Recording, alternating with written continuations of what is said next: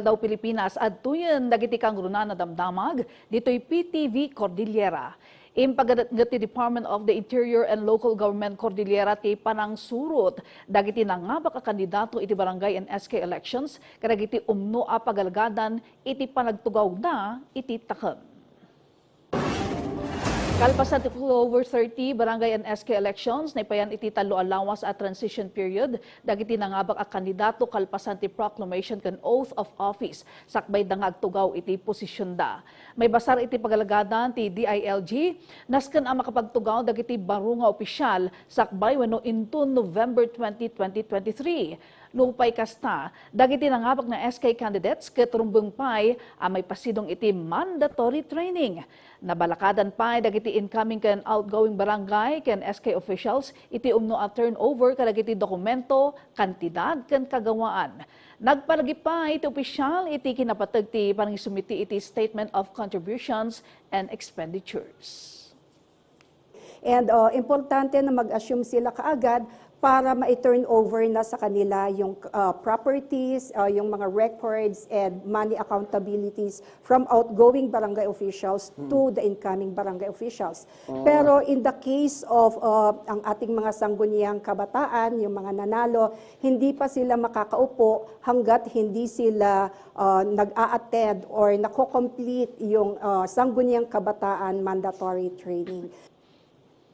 Upatapulong aktibidad ti mapadaanan iti makabulan a selebrasyon ti Adivay Festival 2023 anay lukat iti Kalman. Kang runaan ang mapadaanan ti selebrasyon ti Benguet Day ken Grand Canyaw. Report manipod kini Janice Dennis.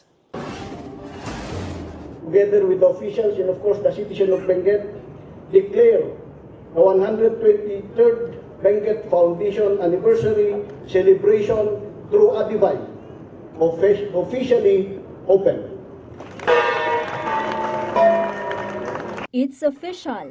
Nailukatan ti makabula na selebrasyon ti 123rd founding anniversary ti Benguet babaan iti Adivay Festival. Pinasatan daytoy dagiti nagduduma nga opisyal ken mayor ti 13 nga ili.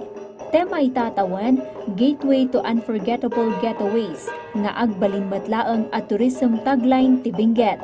Impanakal ni Governor Melchor Diclas dagiti aga kapintas a pagpasyaran kan tinabaknang a kultura dagiti Benguet.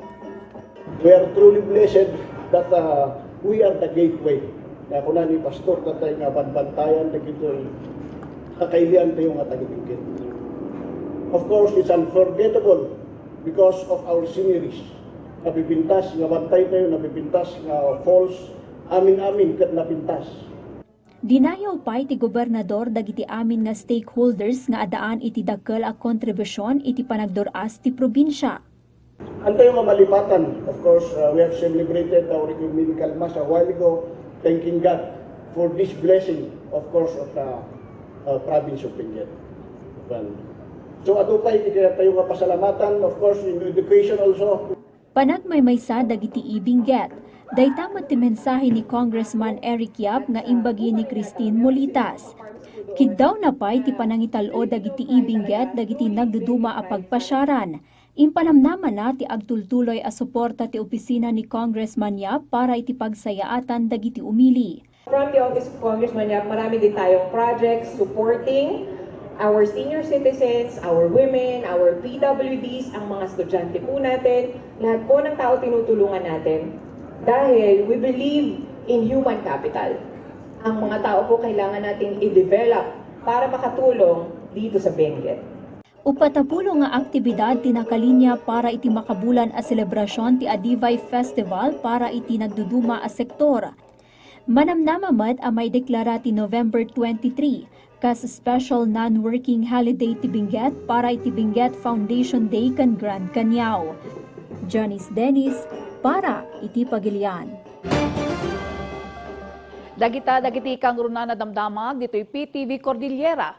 I-like and i-follow ti PTV Cordillera iti Facebook and TikTok and subscribe iti PTV Cordillera YouTube channel.